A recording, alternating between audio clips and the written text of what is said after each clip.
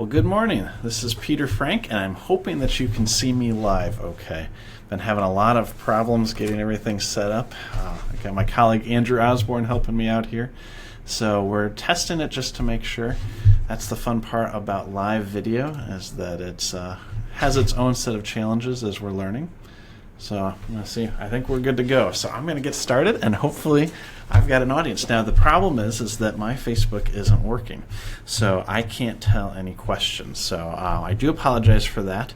I will try to pull it up here in just a second to see if maybe I can still get to that. I've had a number of issues with this. If you've been on this before, you've probably heard me talk about it kind of stalling out on me. So we're running about 10 minutes late today. I'm going to check just real quick to make sure that I hopefully can see your questions as we go. We've got a great topic today. Probably not as long as some of the other ones, which is just okay given our late start, so thanks for bearing with me.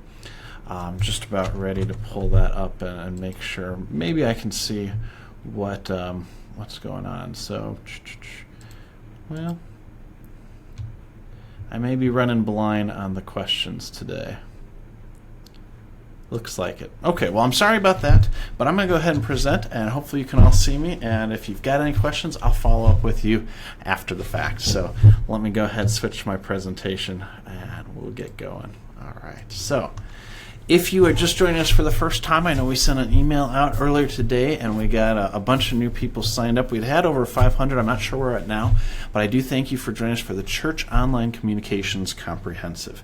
This is a free 14-week training series on how to implement online communications in a very strategic manner in your congregation. If you don't know who I am Peter Frank. I'm the Senior Marketing Manager for Concordia Publishing House. I've been with our organization for over 10 years now.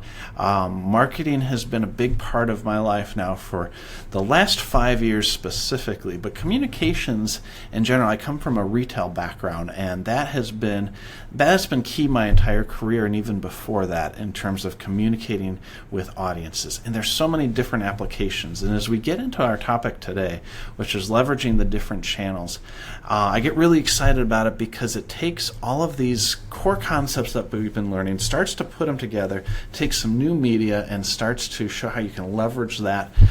Just a lot of fun pulling it all together. And so my background both in marketing and in church work and technology, all of that kind of combines into this. So I'm excited about that today. I'm frustrated by the technology, but we are moving forward. So today we're talking about making the most of each communication channel. How do we leverage each channel? And if you've heard me speak, you've probably heard me mention this in a variety of different ways before. But let me go through the outline of what we're talking about today. So we are going to talk first about content frameworks. We're going to define what that means.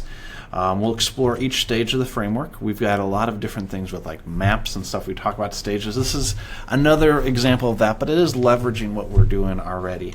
We're going to talk about the importance of this, and I love this week because it's the kind of transition week between theoretical, strategic ideas and practical, hands-on messaging channels, all of that good stuff. So there's a big importance in combining those two things and making sure that you're looking at those as a complete package, that they tie together your strategy with your practical application. It's easy to separate them because you can talk about these ideas on one hand and you can start taking activities, but if you don't combine them, then you're missing the strategy portion and your tactics are less effective. So we'll talk about the importance of that. And then we're going to look at a very practical example. And I hope that you'll be able to take this and apply this even still today, this week, in what you're doing. So let's dig in. What is a content framework? Well, a content framework is an organized manner of distributing your content across all your communication channels to lead your audience through a defined journey map. And that's a lot of words to basically say that a content framework is a strategy for sharing content. And as we've talked about last week, content is more than just the written word. We've talked about that a couple times now. So let's talk about those definitions just to clarify this. So first off, content is the value you are sharing. So that might be text or copy. I don't mean text like text message, although you could have that as part of your content strategy. It could be photos, it could be videos. It's really value however it's packaged. And as new media has changed, that's really made content this broad term. In the marketing world, there's this phrase that's been going on for a number of years now where it says, content is king. Well, yeah, absolutely, but that's so broad. What is content? And that's going to change depending on your situation, who your audience is, what you're trying to communicate, your message. So content, we're talking about it in a broad sense. And I think as we get into these practical hands-on examples, you're really going to see what that means. So content's the first term that we need to keep in mind. The next term is channels, and this is the places where you share your content. So social media, emails, your website.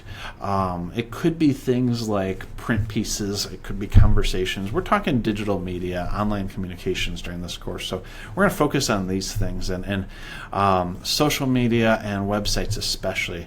It could also be your blog. We're going to look at that today. So those are the two main definitions that we need. And then the framework is how you put these two together. So it's how you choose which content to share and where. I guess we could factor when into that. When comes into your journey map that we talked about last week too. Now, I can't take credit for all the ideas here, and I can't take credit for most of what I have been sharing over this course. It's taking ideas that others have shared and put them in the context of the church, and that's exactly what we're going to do today with this content framework. I first heard about this idea when I listened to Chris Brogan speak at a local conference. It's the UMSL Digital Media Marketing Conference.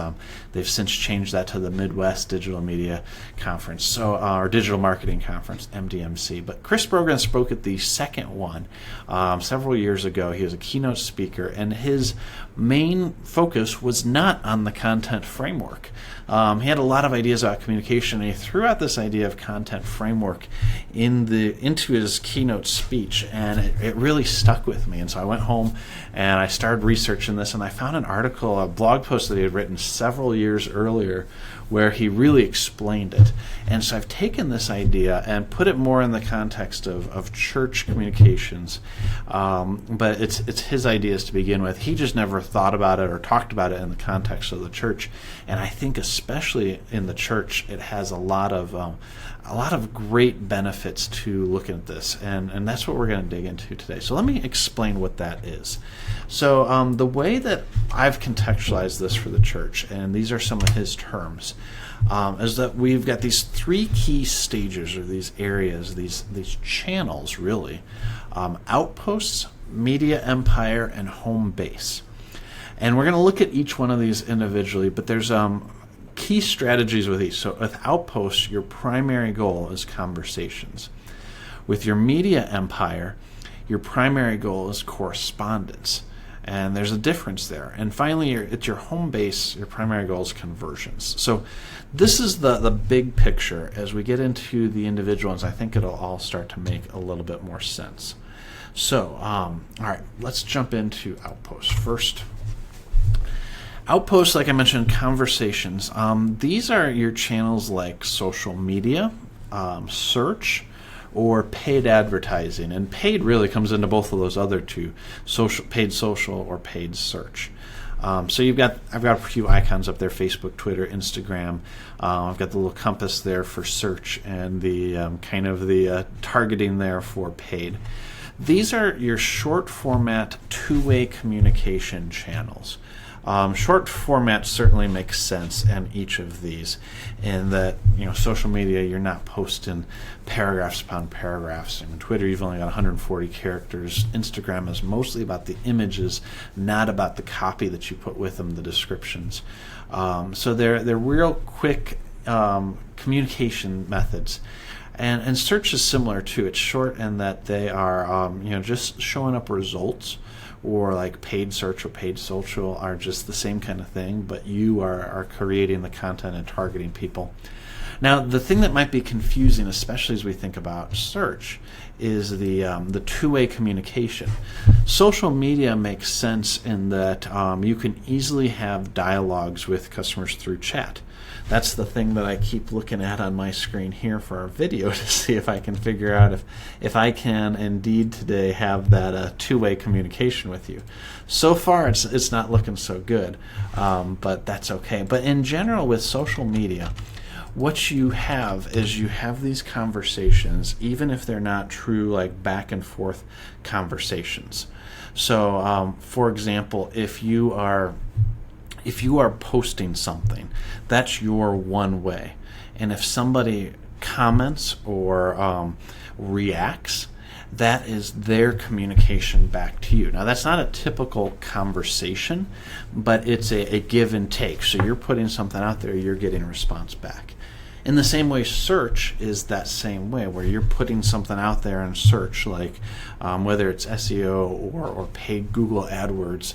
The conversation is they are putting a query out there, you're giving them communication back. And so there's this give and take. The expectation is that there is going to be a back and forth communication happening. And whether that is verbal, whether that's written, both sides are written, or whether it's just the reaction that the end user takes through clicking like or clicking the link in search. So there's this give and take back and forth.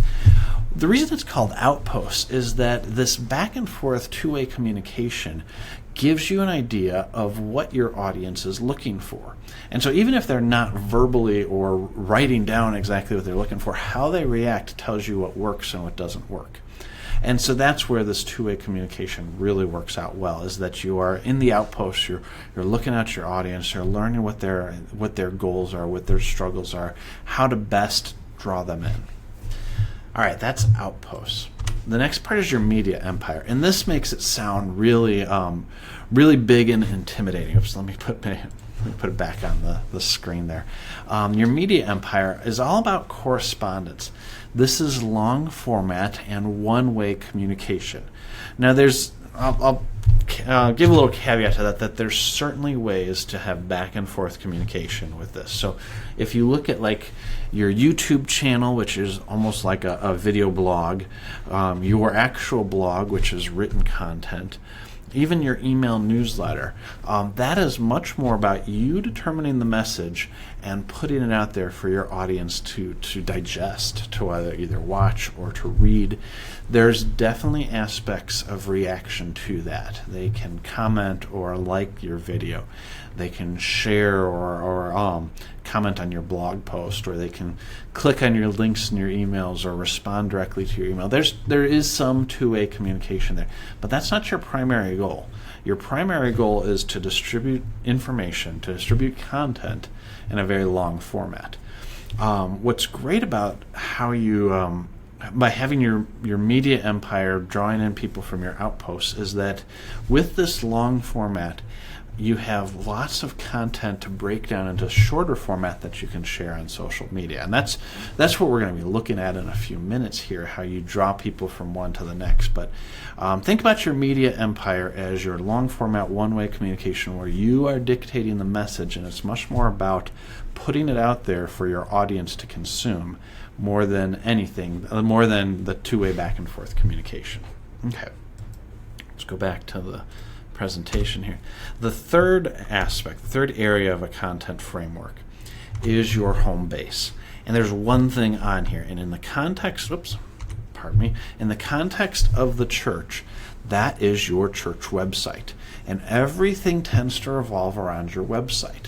Now, in this day and age of social media, I know that many churches don't have a church website. I know that by looking up, we work with a number of different customers, and they don't have a church website. They may rely on listings in a local directory, Google My Business, something like that. They may, more often than not, what I'm seeing is they're relying on their Facebook page serving as their home base. And there's some reasons why. There we go. Sorry about that. I bumped my keyboard. There's some reasons why that may work. For one, a Facebook page is free. There's certainly a lot of free or inexpensive options for websites, but there's a much greater maintenance cost to that, whether that's money or time and energy. And so I see people shying away from the church website. And I get that. I think it's so critically important to still have a website because that is the environment that you can control.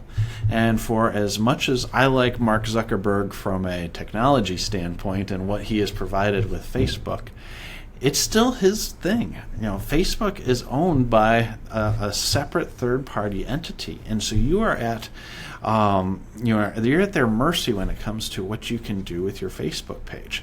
And so if, like we saw happen really a couple years ago now, if they decide to eliminate the amount of reach that a Facebook page has with that audience, then you have to go with that. So let me give you the practical example what that means. A few years ago, pages were the thing on Facebook, and companies and businesses, churches all built up their Facebook pages, and they got people to like the pages. Getting likes on your Facebook page was a big thing. We were always tracking how many likes we'd get, and so you'd post something out, and the people who liked it would see it. Well, the problem is that now, with the way Facebook's algorithm works, they've reduced the amount of people who see it to under 10%. So if you have 100 likes on your page and you put a post out there, only about 10 of the people are going to see that. In some cases, it's even fewer, like 7 or 8. And it's only going to be your most engaged people who are going to know about these things anyways. And so this reach that you had by getting people like the page has shrunken down to only your most engaged audience. And that goes back to relevant content. Facebook is always trying to provide the most relevant content that they can. Well, there's now a pay-to-play, and I don't want to get too much into social media, but there's the pay-to-play that Facebook ads are how they want you to get people to your page. And so now this formerly free thing, this low-maintenance, free web presence, has very little reach in its own platform. And while you can certainly still find Facebook pages on search, you go into Google, you type in your church's name, your Facebook page will come up as one of those options. It's all with Facebook on it and that branding. And again, it's you playing in their playbox or their sandbox and not owning that environment. And so your church website still has this very strong importance to your communication strategy in that you control it. The entire messaging on your website is yours. Where you direct people is yours. And so that allows you to use your website for conversions. And when I say conversions, I don't mean the altar call conversion to faith. That is not something that we are focused on in our communication course because we know that that is done through the power of the Holy Spirit. We don't control that. No, when I talk conversions, I'm talking about actions that people, your audience, is taking on your journey map, leading them closer to your goals. So that goes back to what we've talked about the last 7 weeks, that you've got this map of where you want your audience to come along. There's specific actions along the way that show that they're drawing closer and closer to your goals. The actions that they take are what we call conversions. And so it may be signing up for an event, or in some cases it may be like downloading the Bible reading plan, downloading the study notes for the sermon. Things like that are conversions. They're specific actions that you can track that your user is taking to let them know you're getting closer to your goal. It has nothing to do with what they are. Well, it doesn't have everything to do with where they are at internally with their faith. You can't track that on a website. You can't track that anywhere. Only the Lord knows what's in people's hearts. But we're talking about these outward actions that they're taking to communicate with you that they're moving closer to your goals. So having a church website is critical for being able to do that within your own environment in the way that you want. And we're going to get into that next week. Next week's session is all about church websites and in their relation to communication. So that is the basics, the core parts of a content framework. So your outposts, your meta, your home base. Now you'll see there I've got little arrows on there that direct people, that direct from one to the next. So The way that you use a content framework is that you use each one of these stages to point to the next. So your social media, your search, your paid draws people from your outposts into your media empire, which are your blogs or your email list. And those things point people back to your website, which is where you convert them to take that next step along the journey path. And so it's also like a map. We've talked about a lot of different maps, but this is more just the best practices, the way that you use these channels within your communication. That's how we talk about leveraging each channel. So a few things about the importance of this, and we're going to get into some practical examples in just a few moments here. First off, a content framework emphasizes movement on the journey map. I know we have very small little tiny arrows on there, but it really does emphasize movement because each stage is providing a way to move to the next stage. So everything is not about sit here, digest it. It's about understand this content and move forward. I like this because it downplays the importance of any one channel. And I don't mean like outposts are not nearly as important as media empire. No, I mean it may downplay the importance of Snapchat when your audience is on Facebook. It may downplay having a great blog if everybody's coming to your YouTube channel. Often we and I fall into this as much as anybody. Often we have this idea that if we're just on all of these different places, all these different channels, then we've covered all our bases and everybody will know what we're doing. And that sounds good, but it's also very difficult because more and more are added every day, and you don't know whether it's the fresh app of the week that'll disappear a few weeks from now, or if it's a long-term thing. Like I use Snapchat as an example. 2 years ago, Snapchat was around, and nobody thought it was worth going into. It had a very different connotation to it, that if you had these pictures that disappear, what does that lead? And it led to some unsavory news stories about Snapchat. Well, now that's where a lot of the younger people are communicating, just in regular day-to-day communication. I feel very old saying the young people, but I'm not that old, and it's the people who are younger than me in their teens and early 20s that are on it most. And that demographic is starting to grow. More and more people my age and older are using it. But it's something that a lot of churches didn't invest in and still aren't investing in, and I'm not confident that you should invest in it. But as you look at your strategy, you can identify who your audience is, how you want to communicate with them, and say, is this channel the right one for us in our situation? Without saying, well, it's Snapchat, it's growing, of course we need to be in there. So a content framework gives you that direction, gives you that logical thinking to say, well, it serves a purpose as part of the plan, but it in and of itself is not the plan. Okay, so that downplays the importance of any one channel. It gives each channel a specific purpose. And I really like this aspect of it because it's very forgiving.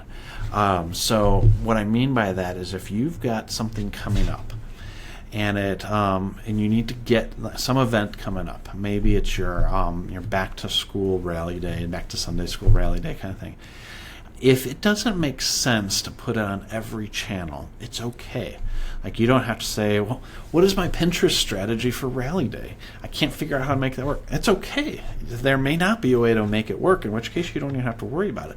A framework allows you to look at it a step above and say, okay, out in our outposts, how do we get people excited about rally day? And as we get into our media empire, what kind of long format content can we do about Rally Day that'll get people excited to then come to our website and sign up for it? And so you don't have to figure out, how do I get people to sign up for a Rally Day on Twitter? Because I only got 140 characters and not all my audience is on there. It's looking at these things at a different level and say, okay, in my outposts, what is my strategy for drawing people in with this two-way communication on Rally Day?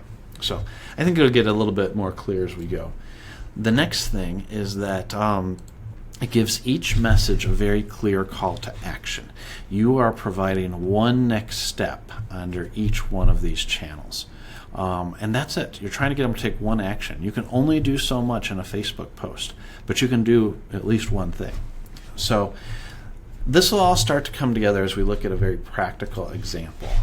And what we're doing today is we're looking at trying to get people to register for a parents' book club at the church.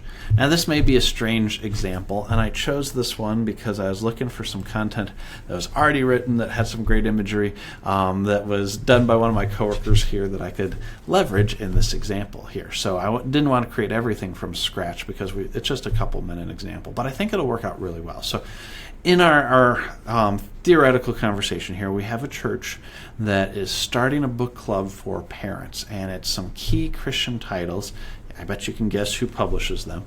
Some key titles that are beneficial to parents as they're helping their children in their faith walk. So that's what we're talking about here. All right, so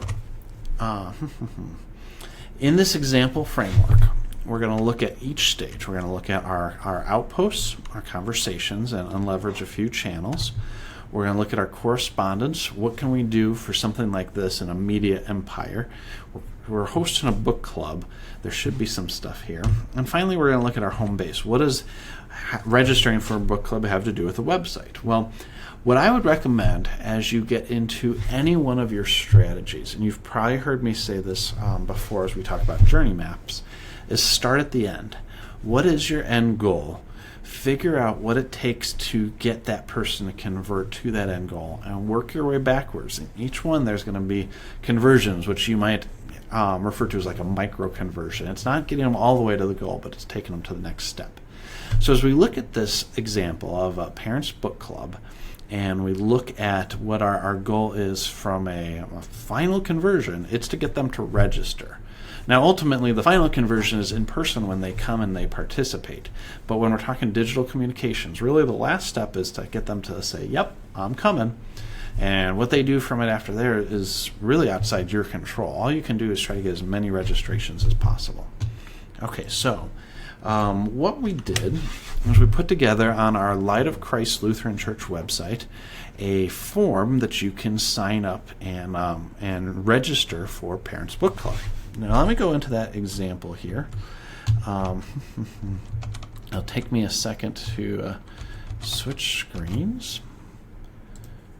All right, so Chrome. All right, this is our website. I should have signed in beforehand.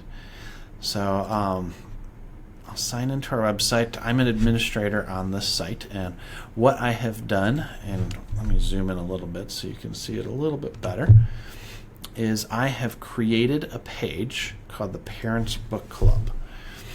And on this page, I have embedded a registration form. There we go. And I even put together a logo for our church because I only had text, so I want to make it a little fun. Probably spent too much time coming up with that. So what I've done here, and this is just more of an aside, there are a lot of tools to create forms. We're using our website builder, Church 360 Unite, for this website. To create this form, I actually use one of my favorite new tools called Airtable. Airtable is an online database software, and you can create a table and quickly build a form that allow you to have people submit things. And so what I have done is I've created a form and I've embedded it on our website. And that's something that we hear a lot about that's kind of difficult. I think there's a lot of tools out there that make it a lot easier, but it's always been difficult to have these forms on your website that require some kind of programmatic action. You know, a lot of forms are done through JavaScript and other behind-the-scenes programming that I know I'm not familiar with, and I've done a lot of church websites. And I know that the average person in the church certainly isn't familiar with that, but there's free forms that you can leverage and plug in and go and make that easier. The difficult thing really comes into what is that conversion? Well, and we picked a pretty simple example here with the book club where it's register, and I think often you'll find that that's the case, that it's signing up for an event or signing up for an activity. Maybe it's not an in-person event, but it's signing up for email devotions or for downloading study notes for your sermon. I mentioned that before. It's some kind of action where there's a submit button that says, all right, here's my information, I'm opting in, I'm doing this. And that can be done through forms. So Airtable is the name. I didn't pull up their site. I probably could have done that. That's what I used for this example, and I think it works out really well. Okay, so if we fill this out, and I can fill it out real quick, I'm getting the appropriate information, and then this information is being generated into a table and being sent, and that's all it takes for me to say, all right, I'm ready to join that parents book club, and I'm good. Now there's strategy on what you can do after the fact. We're not going to get into that today as much, but let me jump back into our presentation here. So that really that is our conversion. That's the end goal. We want people to sign up for the book club. Well, the content framework says, all right, what do we do to get people to the website? So they're on their website. It's pretty easy to sign up. That's not very difficult once we get them there. It's getting them there that's the problem. So as you think about your content framework, if that is your conversion, it's on your website, it's in your home base, how do you get them there? Using a media channel. So like we said before, media channels are long format, one-way communication. It could be your email newsletter, it could be your YouTube channel or your Vimeo channel, video based. In this example, we're going to go with the blog. Now, let me switch over to that real quick. We'll go back. What I did was I created a blog post, and this is when I said before that I leveraged some content that we already had. This is a blog post written by one of my coworkers, Joe Willman, that was posted on the CPH Education blog. So I'm borrowing it for this example.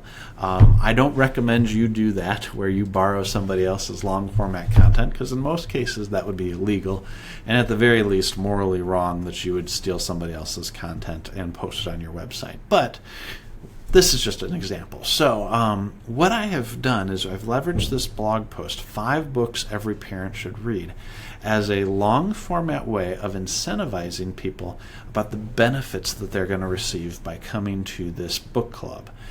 So I'll jump over to that and show that as I explain how you can use this in other ways. So on our example, we've got this blog post, 5 books every parent should read, and we've got this big image there, and then written through that, and highlights a number of books that CPH publishes that help parents, and they are not necessarily parenting books, but they're books about information that is valuable to parents. But so you have all of this stuff. This is value add. There's enough value in here in this blog post that even if there's no other step at the end of it, the people who come and read this book or read this blog post take value away and say, okay, I get this. This is good.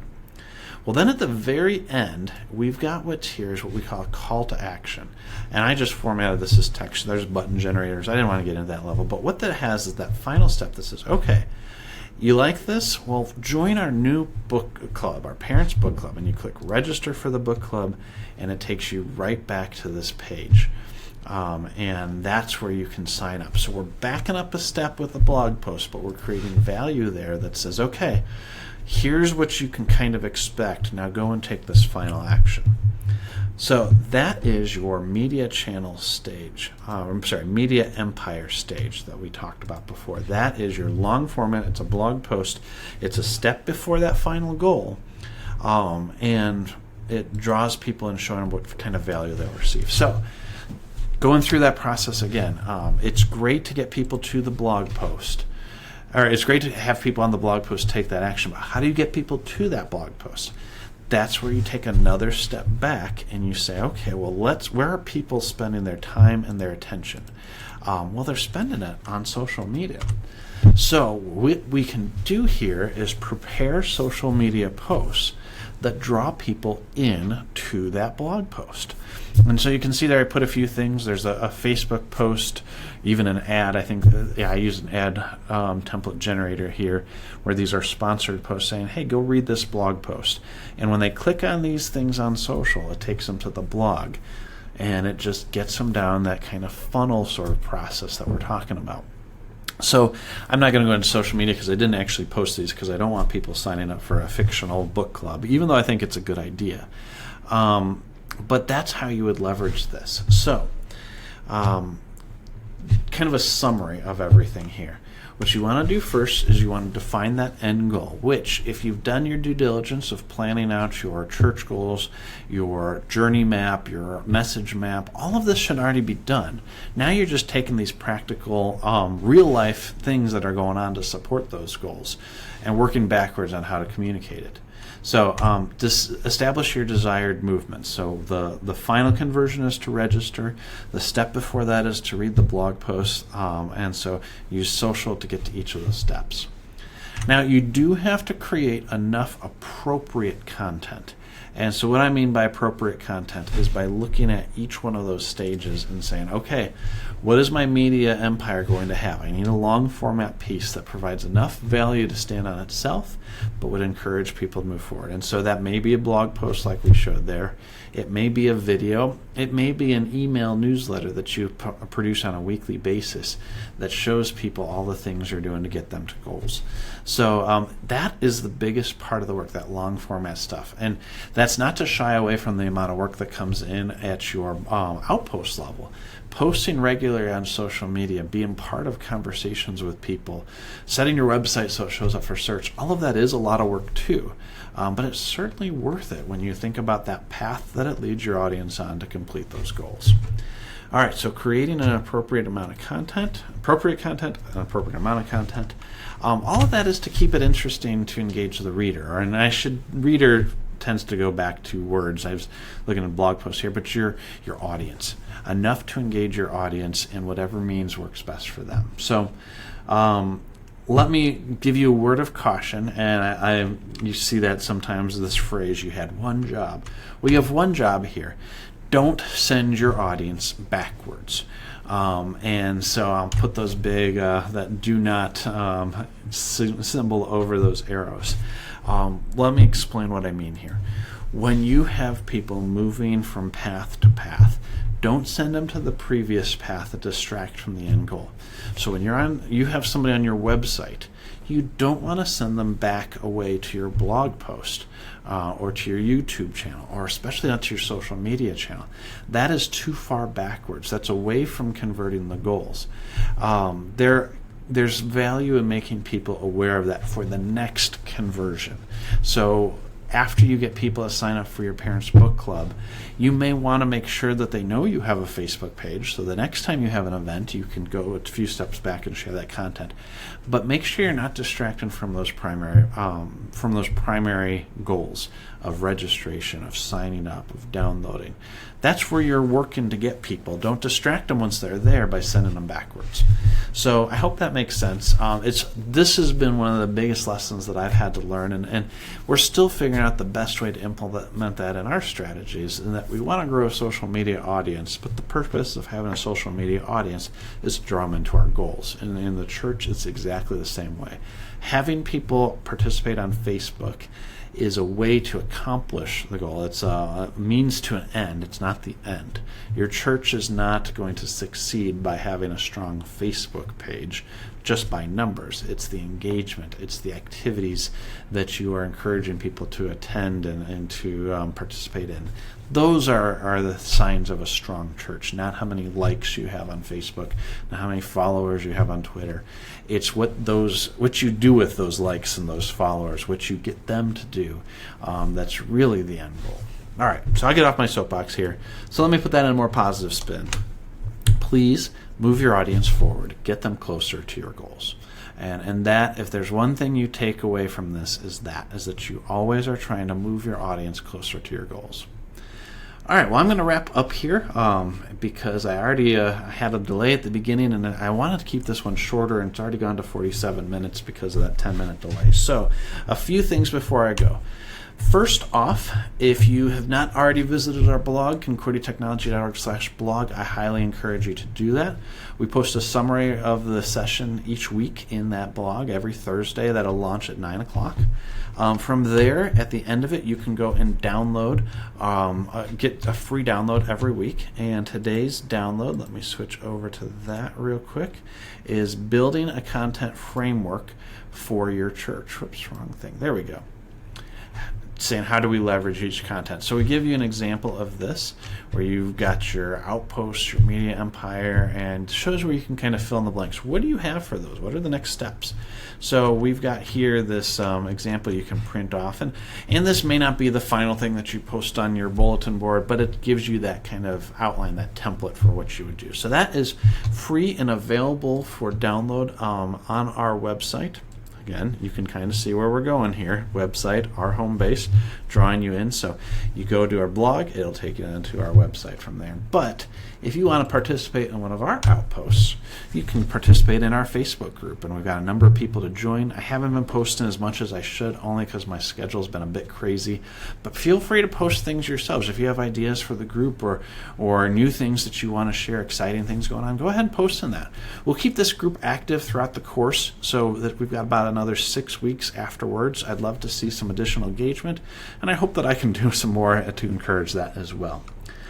Next week, please join us as we really get into channels and tactics, building a great website for church communications. Next Thursday, July 27th at 11:30 Central Time. I am taking the show on the road. Next week I will be speaking at a conference in, wrong thing. Let me switch back to the video here. Pardon me. Next week I'll be speaking in Chicago at the LCMS Institute on worship and preaching and liturgy, a few other things. It's a long title, but I'll be speaking on Lutheran Service Builder there. So it's in River Forest, Illinois. I grew up in the Chicago area, and the first church website that I ever worked on was in the Chicago suburbs. So I'm going to be going back to my church and broadcasting live from there. We may have a few guests on there as well. So I'm really excited about that, mostly for me personally. It's probably not going to add a lot of value to you where I'm broadcasting from, but I think the conversations that we'll have there will be very good. So we're going to talk church websites next week. Please join us. Again, that's next Thursday at 11:30. I'll be posting the scheduled video later on today. Hopefully everything works out with the Facebook Live technology. There is a schedule of remaining sessions, and you'll be able to get that in the slide deck. I'm not going to stay here for too long.